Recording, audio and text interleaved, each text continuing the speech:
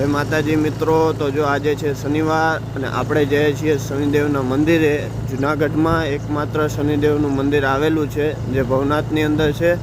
તો અત્યારે આપણે ત્યાંના દર્શન કરવા જઈએ છીએ। તમે પણ વિડીયોમાં સાથે રહેજો તો તમને પણ શનિદેવ મહારાજના દર્શન કરાવશું।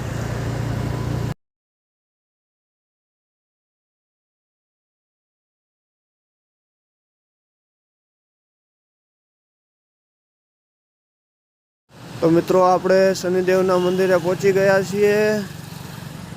તો હાલો હવે આપણે અંદર દર્શન કરી લઈએ।